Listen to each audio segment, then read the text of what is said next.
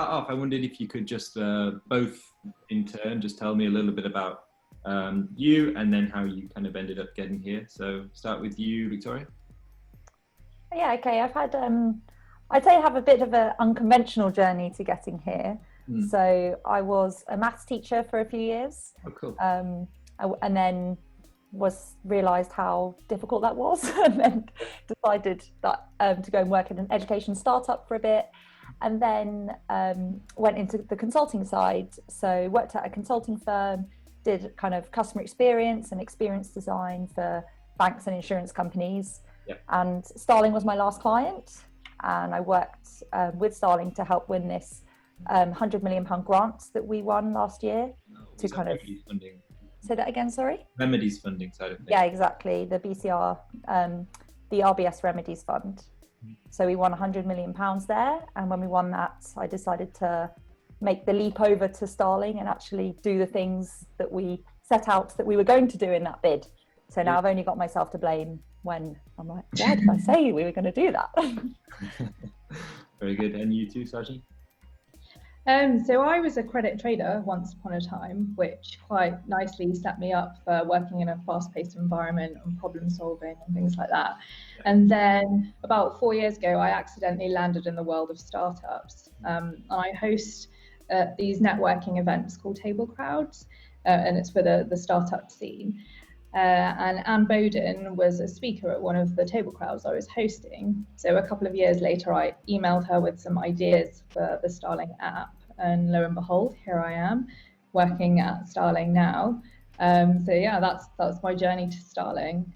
And one of, I guess, the endpoints of you both arriving here is that you've been working on your business product. You mentioned there the remedies funding, a huge, I guess, boost in the amount of money available for fintechs or to introduce competition into the business banking space, and now as one of the initiatives that's come off the back of that, we might say that there is a new series of tools that are available for Starling business users. But could we talk more generally about the sort of the scope of Starling business, what it does, what are the core problems that is trying to be solved? Yeah, so I think the Remedies Fund, just to go back to that, was almost an acknowledgement of the fact that business banking was kind of fundamentally broken and uncompetitive, especially for these small end of businesses. So you had all the big banks who dominated the market for businesses, really focusing on the corporate side of business banking because it makes them loads of money. So you had this whole segment of customers that were kind of just neglected. The whole concept of sole trader accounts didn't even exist. They've got you've got people with huge banking fees and without really kind of tailored services to these small businesses. So a lot of the incumbents, they charge just to have a business bank account. So it doesn't really encourage entrepreneurs and sole traders to be getting these. And as Victoria said, the concept of a sole trader account didn't exist. And that's something that we do offer so that people can segment their money away from their personal account without having to pay the huge fees and all the transaction fees that come with business banking. And it also has meant that the bigger banks have had to catch up and innovate to keep up with all the digital fintechs, which is only good for the customer, right? It gives the customer a much better experience, both from a servicing perspective, because we have 24/7 customer servicing, as well as what you see in-app on the go all the time.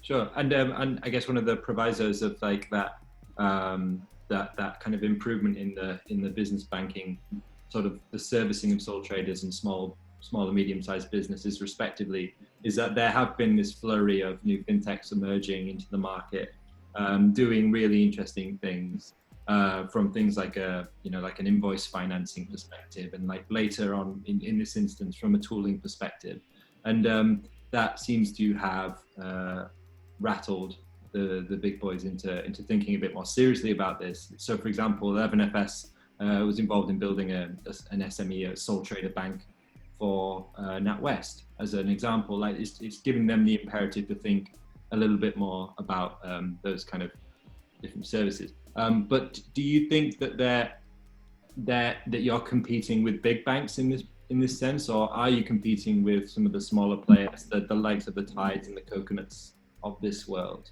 Or now with this new product, maybe it's a whole other area of businesses? I think in terms of business banking as a whole, we are competing with both the traditional players and with the kind of challenger bank space. Yeah. So from the traditional bank's perspective, as Sajni said, we're providing better servicing, we are doing it cheaper, and we're giving them a better user experience. Yeah. But also from a challenger perspective, we're also offering things that the other challengers aren't.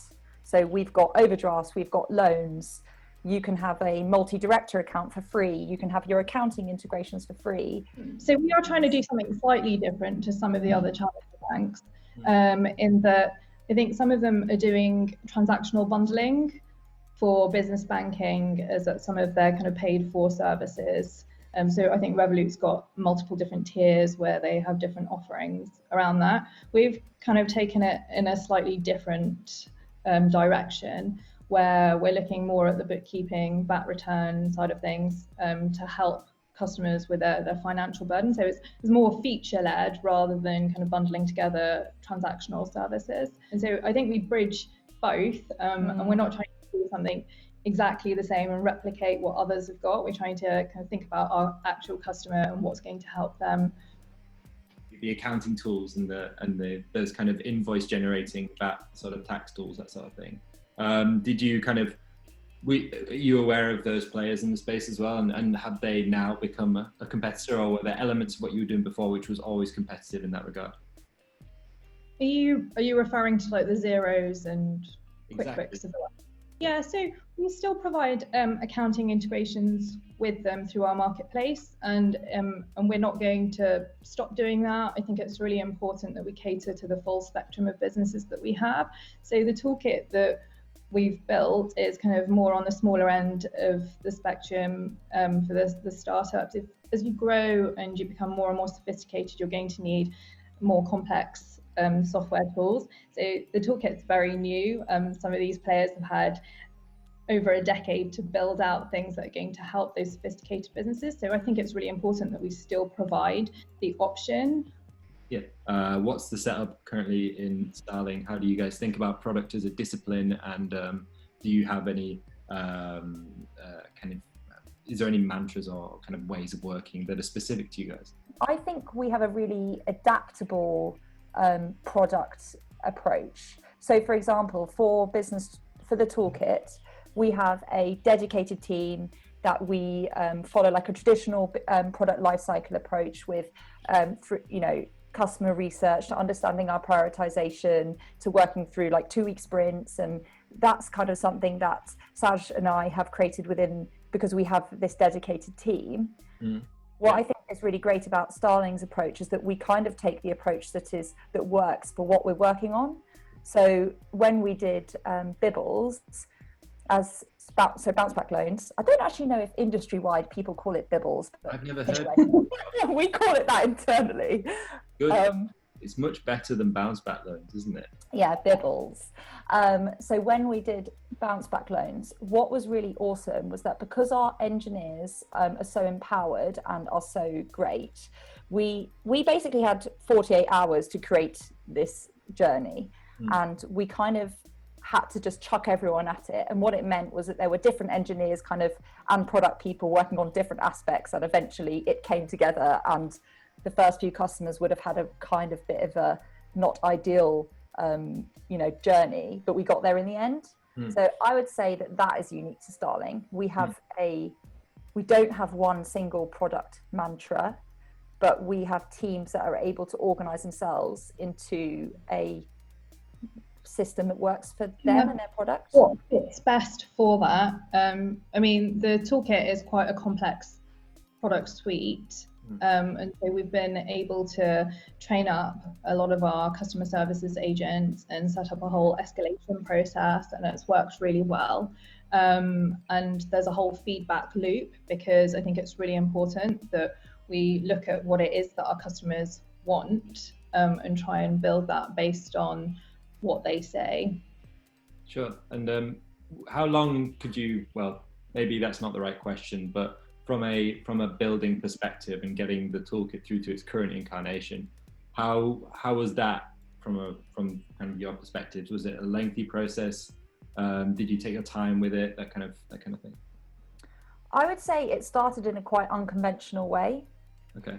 Because of the nature of the, I keep going back to the 100 million, but it really has changed the way that we have been able to focus our resource at Starling. So we got that money in last April and suddenly had to accelerate our growth. And so basically on day one, I was given 3 separate engineering teams from 3 different 3 different external companies that we had previously worked with. Right. And we kind of gave them 3 products to work on, which was invoicing, tax and VAT. But actually it was kind of just get going, and it's started kind of at the beginning went off in 3 different directions. Okay. And then we managed to pull it back together and kind of got into our rhythm of the product approach that I was just talking about. Yeah. So it's probably from the start, like it probably did take about like 4 months before we had customers using it. Mm-hmm. And we normally would want that to be much, much quicker. Yeah. But because of the nature of working with external organizations and technical limitations, it probably took a bit longer than we would usually have before we'd get active customers on it. Right. It's also the ramping up, right? So you don't have all the people that you need on day one, and so that's why it's taken this route to where we've got to now. Yeah. Which is quite a lot of people working on it. Yeah, we had to write our Slack. Like we have used Slack, and when we did the big launch on Monday, it's been with like 1,500 customers for a while. But when we launched it, we had to do this like blast of we finally launched it, and to thank everyone and to try and list out all of the, I don't know, 100 of people across the organisation who've worked on it. Was quite a feat.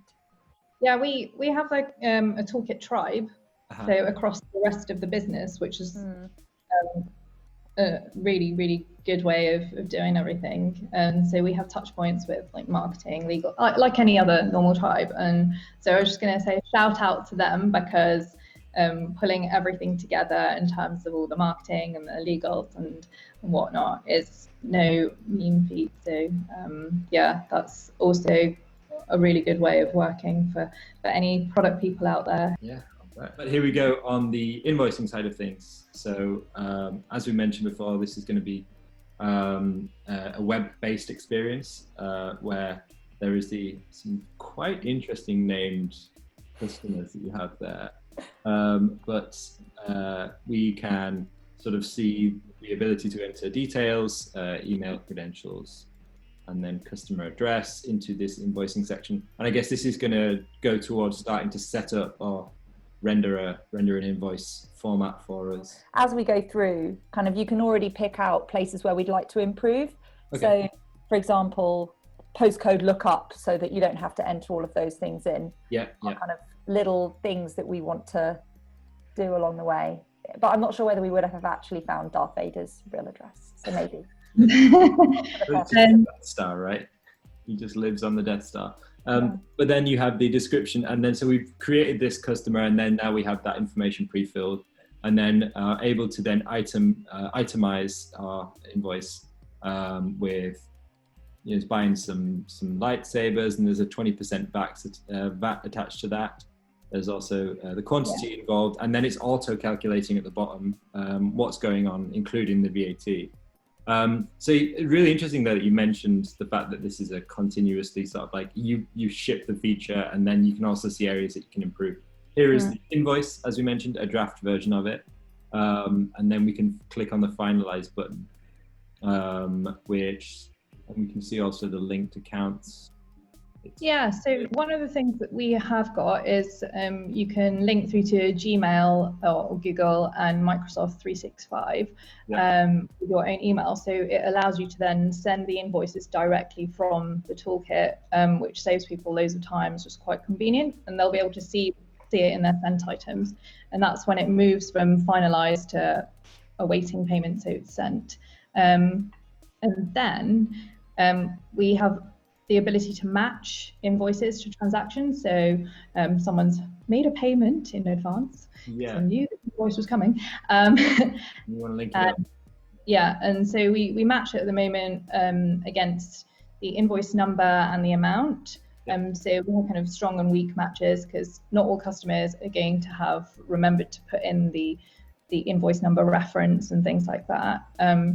And so we highlight where there is something that's come in with a purple icon, where there is something to do and action to take, so they can.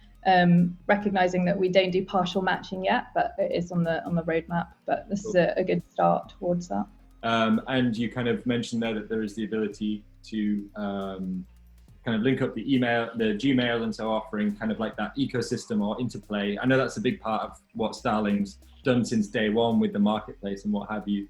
But it's a general sort of principle of making everything fit together and connect in a way which is really neat and compelling.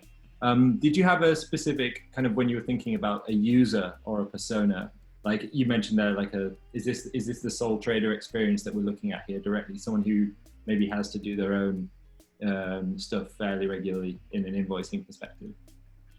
Did you have a persona or anything like that in mind? Yeah, so when we first started this, looking at what our business banking portfolio looked like in terms of our customers, a huge proportion of them were freelancers, IT consultant types, and so that's kind of where we started.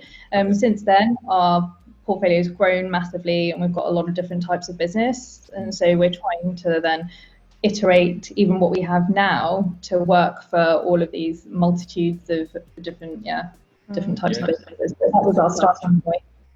And that has its own complications, doesn't it? It's really neat and nice when you get like a very small section that you focus on, and like, this is my beachhead, these are my users, I'm just gonna like drive straight towards that kind of trying to get across that. It's really hard when you so you're totally right. We say, okay, we want to make a great experience for these people. And then we launched our beta version of the toolkit in January and had 1,500 customers on it. And you want to please everyone. Everybody's coming back with all of their use cases of how they want the invoicing tool to work. Yeah. And what we've really tried to do is, okay, so from these, what are our most common things? What's going to get the most impact? So we have limited, obviously everyone does, we have limited resource. How are we going to find exactly what is going to make the most impact for our customers? Yeah. When we spoke to customers, I mean, one of the things they said they feared the most was not getting paid, and that's probably even more so true at the moment. And so we wanted them to be able to track their invoices and then highlight when something is overdue, so they can go and chase the payment. And so it's just kind of, the next step would be notifying them through a phone notification that something is overdue, and then kind of just automating all of that flow through. But this is kind of the framework for it. Okay, that's interesting, because there's like a very emotional component to it there, isn't there? And it sort of feels as like whenever you're building products, it's really good to be able to capture something that actually resonates on an emotional perspective. Like, am I going to be able to pay my bills for the next month? Is something which is inherently something which people deeply care about and have a resonance with them. The other side of this product, which is maybe, sorry Victoria, go ahead. I was just going to say, back you asked earlier about kind of around competitive advantage and why we went for these products. Yeah. But I think that's linked to what you and Sajni were just saying there about like what the customer's most inherent need was. And when you speak to these SMEs, we weren't kind of saying, okay, what are these other banks doing? Where is our niche advantage? Maybe commercially we should do that. But it was more, we've spoken to these customers. What is that need that we can actually serve? What is the pain that they're feeling? And that's kind of why we ended up going down this route. Yeah. Sorry, go ahead, Sajni. I was going to say, financial admin is a thing that takes up so much of their time, and it's quite stressful because accounting, bookkeeping can be quite complicated. And so anything that allows them to just get on with running their business, we figured was going to be a plus. Yeah, for sure. And I guess also, like as we were saying earlier about that sort of ecosystem section, that seems also a very important part of the viability of this product, is the ability for you to connect the different services to one another. You mentioned before, like that part of the business marketplace still includes your zeros and so on, but the ability for that, you know, is there a reason why connecting Gmail or, you know, one of these providers was such an important thing that you wanted to get out as the first version of the product? Anyone in particular? Sajni, you look like the precipice there. So I think, again, it's around the time-saving convenience factor, right? So if you have to, once you've got your invoice, you have to download it, write a message in your inbox, attach it, it all just takes time. And so we're trying to make a seamless experience, and with open banking and all these integrations, you can just do that now, and we thought it would be kind of a really nice way.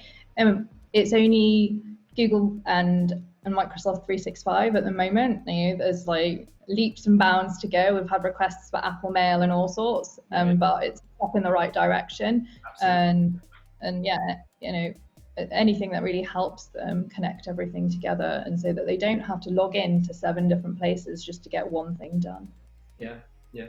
And when you were kind of thinking about this, the product as a whole, but also the invoicing functions, was there anyone that you looked to as like maybe a gold standard competitor or something, and thought, I really like the way that they're approaching, like, I don't know, web-based invoice like generation or something like that? Was there anything that you looked at that resonated in that way? Definitely. You look at the competitors, right? You want to see what other people are doing, take the best bits. You don't want to start from scratch. There's hundreds of invoicing tools.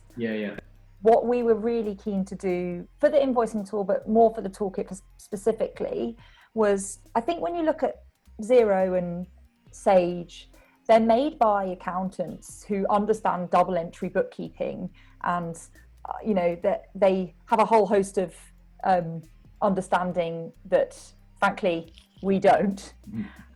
What we did was bring in the accounting expertise to make sure that it's like factually correct and we're not breaking any rules, but actually take more of a you know, small business approach to think, okay, what does a customer understand with not too much accounting knowledge? Without trying to be patronizing, there obviously are some businesses who will have all of that, but there are lots that don't. So that was really important to us when creating all of our tools, that it was kind of not just replicating a paper-based system, kind of thinking about the user when we were doing that. We've looked at some of the things that competitors are doing, and we've taken the user research and user testing and kind of tried to mash it all together to try and get the best possible journey. The other thing I was going to say, which we haven't been able to do, it's not in mobile yet, so you can't do it on the go, but for the wider toolkit, we want people to be doing things on the go. So if you're taking a picture of your receipt when the transaction happens and it all flows into your bookkeeping, then, you know, you're spending 3 seconds every day doing that, rather than 2 days before your self-assessment tax return is due, you're sat there with a bottle of wine and a box of shoebox of receipts, trying to sift through them all. And it's just trying to avoid all of that pain by doing things on the go and incrementally. And so it's a behavioral change as well amongst customers. I'm going to say that sounds like a behavioral shift that you're trying to do there, in the sense of people often appreciate, like, I guess, tax time with all of this. Like, this is just something I need to get through. It's going to be horrible, but it's part of my yearly routine that I need to sit down at this time and do this and try not to, if you excuse my French, fuck it up. And that seems to be the, if you can go about alleviating that, then you're on the right track, I guess. Shall we take a look at some tax bits now? Right, cool. So down to the tax section, an estimated kind of review or amount due, the profit for the business, and on the right there are self-assessment. What do we kind of mean by that in the sense of a self-assessment? So that is just, that's basically a pot that you're saving towards. So on the profit and loss, all of your transactions within your Starling account feed into this tax calculation, and you can also add in manual transactions, which we'll probably see in a minute.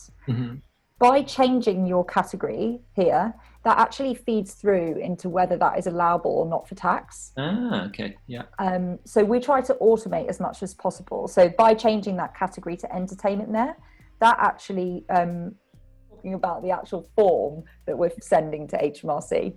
Okay. So this here, you can edit how much each transaction is allowable for tax, because maybe part of it was a personal transaction, for example. I was going to say, we've mapped all the transactions to categories, so whether it be Pret or Amazon or wherever, and then all of those categories are then mapped to whether or not they're allowable for tax or disallowable. But as Victoria was saying, you have the option of changing that, because people work from home, so not all of their expenses are going to be purely business or personal, and that's how it all feeds through. So that's kind of the automated bit of it, but with the option of an override. Cool. And a breakdown here as well, which kind of shows you a real simple table format of allowable, disallowable, and total. So this one's particularly useful for sole trade. Well, this is all for sole traders, but this is particularly useful because these categories on the left here are actually HMRC's categories. Okay, yeah. So they're really quite long, and we didn't want that on all of our transactions. So we actually mapped our Starling categories to the HMRC categories. Okay, yeah. So that you can have your own categories, but it also helps you fill in an actual form you have to send to HMRC. Yeah, so that's for the self-employed part of a full self-assessment form. So the SA 103 form, which F, sorry, at the end, very important. And so those line items that you just saw, they map across to that particular form that you have to fill out. And so if you categorize everything correctly and adjust your tax depending on whether it was allowable or disallowable, it should all flow through and help you with your estimate for it. And then the idea really is that you start saving from day one for your tax liability, rather than getting to tax payment time and running out of money. And it seems like an interesting exercise as well, if only from a product perspective, of mapping up those different categories that Starling's defined with the tax elements. We've done something very similar within our own product at 11FS and found it to be a little bit of a nightmare in a way. The hierarchy aspect of information is something that was quite new to us as a concept. So I'm sure Sajni probably knows the MasterCard categories off by heart now, after having to map how many 10,000 categories to map. So there's 10,000 MCC codes to categories, but it all then it flows through, right? So it was worth the pain. Now you know everything there is to know about tax, I guess, which is probably the other benefit of this. We do know quite a lot about tax people. But it's constantly changing. So the Scottish tax rates change in April. With COVID, there's VAT rate changes, and so it's not as though here it is, here's a tax tool. We're constantly having to keep up with all of the changes from HMRC and update and be on top of things, so that things are there for when the deadlines to meet for the rate changes come in. For sure. Cool. So a few questions on this. We'll probably go through them quite quickly, but if you kind of if you think about sort of the kind of the allowable and non-allowable from a tax perspective, how does that work? Where do you get the kind of instructions for those, and how did you think about mapping them out and categorizing them, I guess? So from HMRC, it is quite a grey area, so there are lots of nuances around it, and so for each category we've provided a description as to what is considered to be allowable or disallowable, and then areas where it's probably worth asking your accountant, and so it's the main one really is business entertainment, that is not allowable, is just disallowable. Everything else is either it's kind of more black and white, and then some of them will have some little rules around it, and so we've tried to provide guidance for customers around that. And so it's giving them the flexibility and putting the power in their hands, because there's no way that we could really know whether or not this particular Amazon shop was for big biros and was a stationery shop, or whether it was like a bottle of champagne to send to your client. Like it's not possible to know. And so it's just providing the customer with the flexibility and some of the knowledge, and it has to come from HMRC, right? Because that's the source of truth. Yeah, that's it. That's exactly right. And so I guess we'll race on to the VAT part now. Just to touch on this before we actually watch the video, the ability to kind of calculate your VAT uses this HMRC tool, Making Tax Digital, which is, as you were mentioning, I think previously, sort of this initiative which directly links from your product to HMRC. How did you was this the main initiative that you were thinking about when you were building it? How did you discover that this was something you could use, and in what way how pivotal do you think this to your product? When we started doing the VAT tool, we kind of thought it was going to be much, much simpler than it has ended up being. Words, eh? Huh? Famous last words. I know.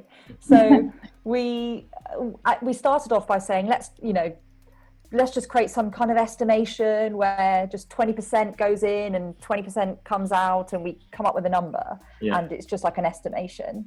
But when we started speaking to customers, looking at actually what HMRC does allow us to do, meant that everything from a VAT perspective is just based on your transactional data. So what we have managed to do is enable customers to choose, okay, what was that transaction, and give them the options to say, actually, this was from the EU, actually, this was a capital good, all of these niche things that I never knew about until doing this. And that has meant that we can do all the calculations in the background to actually produce a fully fledged, calculated accurately VAT return that you can send to HMRC. So it went from... That though, we only support two of the VAT schemes. Correct. Right? There are quite a lot of different VAT schemes. We support flat rate cash and the cash scheme, because that is based on your actual transactional data that comes on the day that you receive the money or you spend it. So we thought it was going to be much, just an estimation, and then realized there was a massive opportunity. No banks do this that we know of. Caveat, if there is a bank out there, sorry, I did not know. Sure. So it's gone a long journey. And so let's see it in action. Product available from HMRC, which you can access via this tool. I guess if we start off by connecting in the top right hand side there is the ability to select a date. What I would say, just to add to what you said about a product, I wouldn't say Making Tax Digital is a product from HMRC.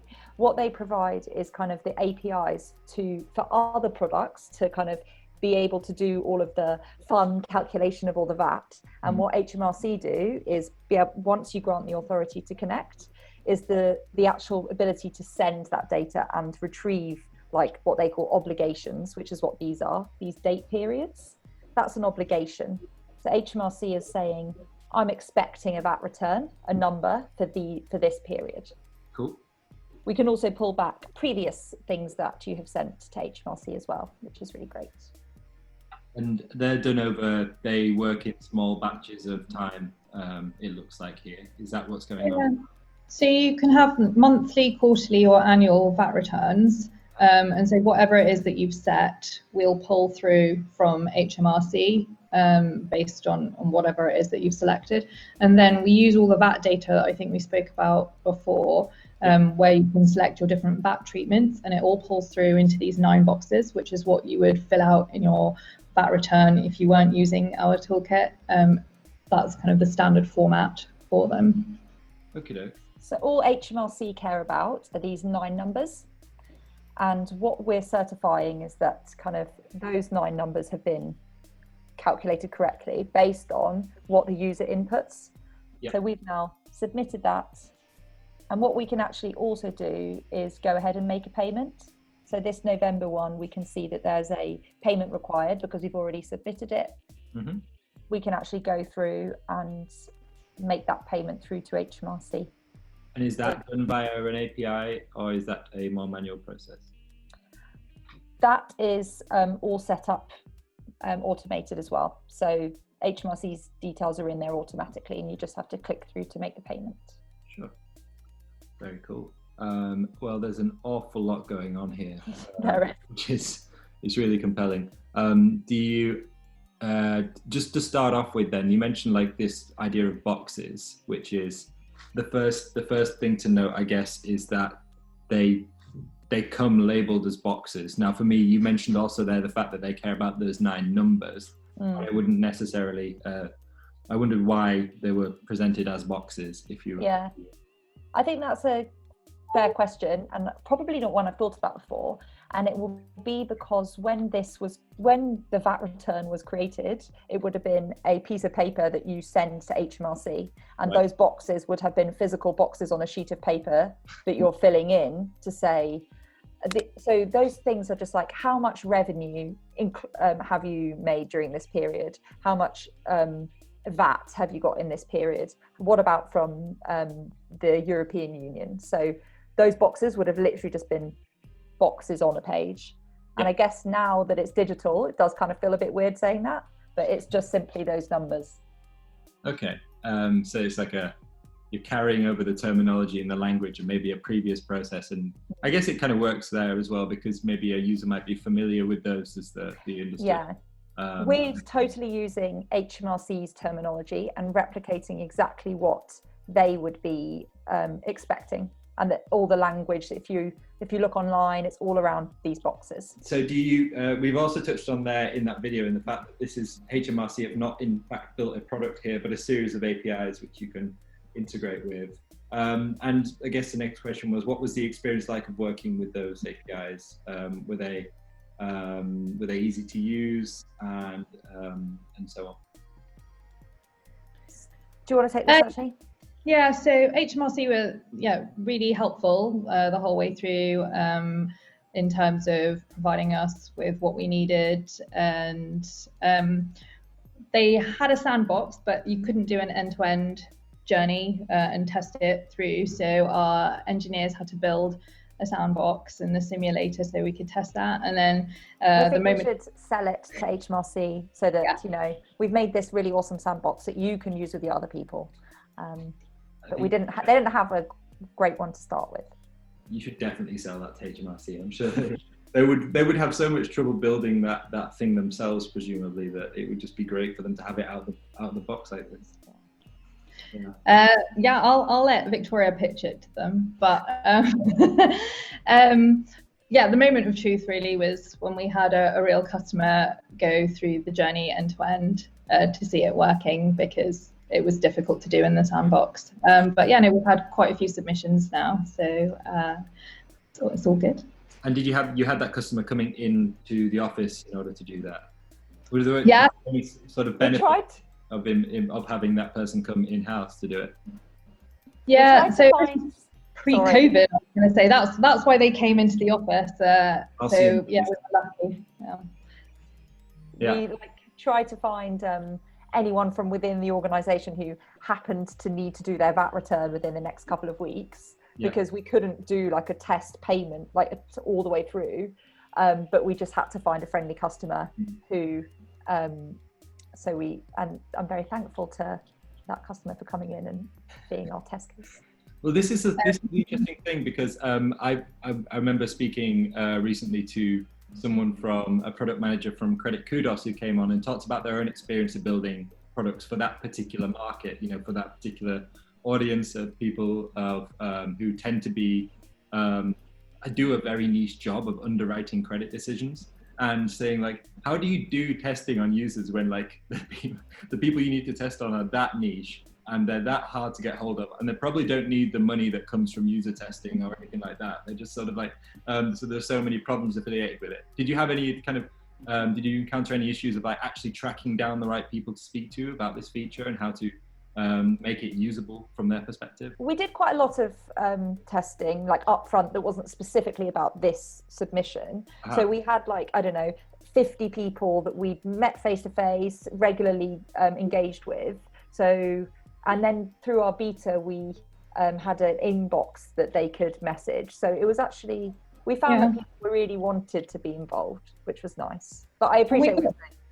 Yeah, and when we got people to sign up for the beta, we also noted whether or not they were VAT registered. So when we needed to test specific bits of the toolkit, we knew who to reach out to test those bits, and so that really helped collecting that information up front. Yeah.